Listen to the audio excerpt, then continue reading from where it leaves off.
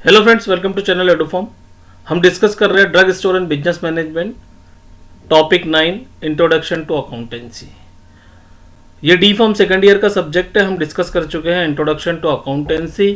दूसरी वीडियो में हमने डिस्कस करा अकाउंटिंग कंसेप्ट और कन्वेंशंस।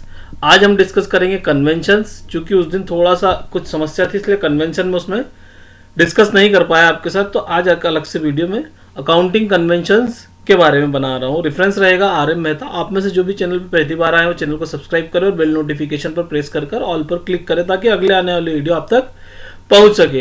अकाउंटिंग कंसेप्ट हमने समझे, 10 तरह के अकाउंटिंग कंसेप्ट होते हैं। आज कन्वेक्शन की बात करेंगे, कन्वेंशंस की बात करेंगे।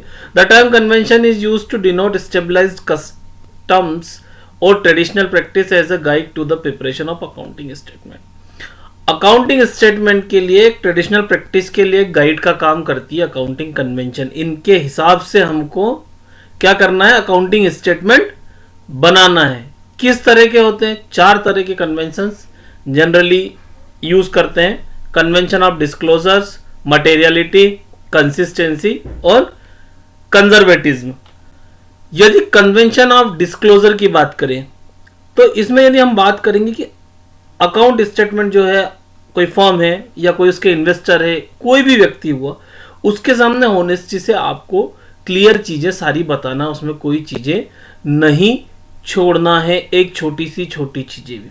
All material information must be disclose and the account are prepared honestly. कोई बात कि हमको क्या है कि कोई भी चीज नहीं छोड़ना है, और अकाउंट जो स्टेटमेंट हम बना रहे हैं बिल्कुल ऑनेस्टी से बनाना है। हर एक चीज आपको उसमें फाइनेंशियल स्टेटमेंट में देना है। इससे क्या पता चलता है कि एग्जैक्ट करेक्ट पोजीशन जो है आपके बिजनेस की वो पता चलती है। यदि आप सपोज करो कुछ प्रॉफिट की चीजें छोड़ दी तो करेक्ट पता चलेगा क्या? नहीं। या कुछ लॉस है, कुछ पैसा कहीं से नहीं आया, वो नहीं आपने स्टेटमेंट में डाला, तो फिर बराबर आपको बिजनेस पता चलेगा क्या? नहीं। इसलिए कन्वेक्शन ऑफ डिस्क्लोजर का मतलब है कि आपके पास जो भी चीज है, जो भी आया, जो भी गया, जो भी मटेरियल है, जितनी भी चीजें आप जब स्टेटमेंट बना रहे हैं तो उसमें सारी चीजें आपको ऐड करना है। Convention of materiality. Convention of materiality में आपको क्या रहेगा कि ऐसा कोई भी item, an item is regarded as material if there is a reason to be believe that knowledge of it would influence the decision of an informed investor. अब क्या होता है, कुछ ऐसे खर्चे हैं आपके, मानने के लिए कोई इन्वेस्टर आ गया आपका, या आपका मेडिकल शॉप ही है, हम मेडिकल शॉप की बात से ही हम बात करते हैं। कोई मेडिकल शॉप आ गया और आपका कोई ऐसा कस्टमर आ गया जिसको आपने चाय ऑफर कर दी या नाश्ता ऑफर किया आपने, या सपोज करो आपके यहाँ कोई DI आ गया तो आप उसको बैठाएंगे, उसको कुछ ऑफर करेंगे, कोल्ड ड्रिंक्स दिया, कुछ भी दिया, तो ये आपका एक्सपेंस हो गया। उसी तरह यदि हम बात करें किसी बड़ी इंडस्ट्री में, कोई इंडस्ट्री है, वहां पर कोई विजिट है किसी की, तो यदि दिन भर की रहेगी तो आपने उनके लिए लंच ऑफर किया, तो ये जो पैसे हैं, कुछ एडिशनल खर्च अचानक से आ गया, ये हो गया आपका मटेरियलिटी का।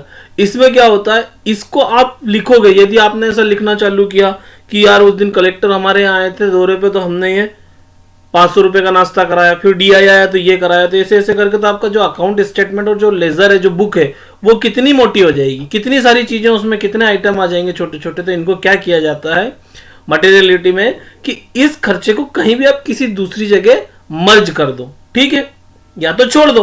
और नहीं छोड़ा तो आपको ऐसा लग रहा है कि नहीं यार ये लिखना चाहिए, तो आप इसको क्या करोगे, कहीं पे मर्ज कर दोगे किसी दूसरे खर्चे के साथ, अलग से नहीं लिखोगे। जैसे 10,000 कुछ हुआ तो उसके साथ 1500 या 500 जो और हुए हैं तो आपने 10,500 वहां पर ऐड कर दिया। ये कंजर्वेशन बोलता है। फिर convection of consistency. Convection of consistency में क्या होता है कि जो आपका अकाउंटिंग पीरियड है वो चेंज नहीं होना चाहिए। जैसे जनरली अकाउंटिंग पीरियड होता है अप्रैल से मार्च का। अब अप्रैल से मार्च चले आ रहा है आपका पिछले 5 साल 7 साल से, और आपने सोचा कि अब हम जनवरी से दिसंबर कर लें, तो क्या बड़ा गड़बड़ हो जाता है ये अकाउंट चेक करने में। जो काफी लंबे सालों से जो चले आ रहा है वो बिल्कुल आपको वैसा का वैसे ही चलने देना है, इसमें कोई चेंजेस नहीं करना। आप खुद समझ जाएंगे, यदि मार्च से अप्रैल करा फिर जनवरी से दिसंबर करोगे तो कितनी चीजें इधर उधर जाएगी, आपको समझ में ही नहीं आएगा। और जो वो 1 साल रहेगा जहां पर गैप करोगे, वहां 6 महीने का स्टेटमेंट बनेगा, ठीक है। उसी तरह कन्वेंशन ऑफ कंजर्वेटिज्म।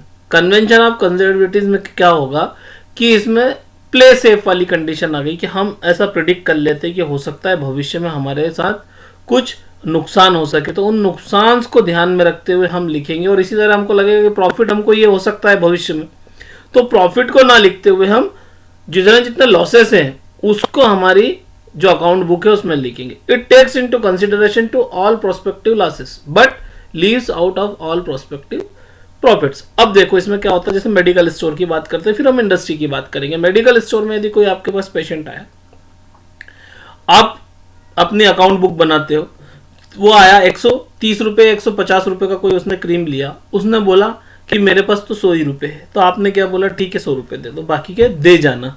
अब क्या हुआ, जो 50 रुपये हैं आपके, ये हो सकता आएंगे या नहीं हो सकता नहीं आएंगे, या हो सका वो आपकी मेडिकल से 1-2 बार सामने से निकला और फिर आपने दुकान बंद कर दिया, आपकी दुकान पे आना बंद कर दिया, मतलब आपके 50 रुपये तो लॉस हो गए। तो आपको उसको तुरंत ही लॉस में लिख लेना है, हो सकता है भविष्य में आ जाए। या कोई व्यक्ति ऐसा है जो आपसे 1000-2000 की उधारी करके गया और नहीं आया। इसी तरह कोई अपनी बड़ी इंडस्ट्री है, किसी स्टॉकिस्ट ने माल बुलवा दिया और चेक नहीं दिया आपका 1 लाख या 2 लाख का, तो आपको लग रहा है कि 2 महीने हो गए, अब ये हमने को पैसा नहीं दे रहा, तो उसको इमीडिएटली आप क्या करोगे, लॉस में कंसिडर कर लोगे। फिर जो भविष्य में पैसा आ सकता है उसको प्रॉफिट में कभी आप नहीं करोगे, आप उसको केवल लॉस में ही ऐड करोगे। तो इसलिए कि लॉस की संभावना है। हो सकता है कोई लीगल केस आप पे हो जाए, जैसे मानना आपने किसी को एक्सपायरी दवा बेच दी और उसने केस कर दिया, तो अब केस में आपको लग रहा है कि आप हार रहे हैं। इसी तरह कोई फार्मास्यूटिकल कंपनी है, उसके प्रोडक्ट में कोई प्रॉब्लम आ गई और उस पर केस हो गया, उस केस पे होने के बाद उसको लगता है कि यार मैं हो सकता है कि ये केस हार जाऊं। जब केस हार जाऊंगा तो एक अप्रोक्सीमेटली कुछ लॉयर से पूछ के कि इस पैसे में कितना पैसा लग सकता है, 10 लाख 15 लाख 20 लाख, तो वो उतना लॉस हम अकाउंट में हमारी अकाउंट बुक में पहले ही लिख लेते हैं। इसको बोलते हैं कन्वेंशन ऑफ कंजर्वेटिज्म। ये 4 तरह के कन्वेंशन है जिनके बेस पे आप अकाउंट प्रिपेयर करते हैं, अकाउंट स्टेटमेंट प्रिपेयर करते हैं। Thank you.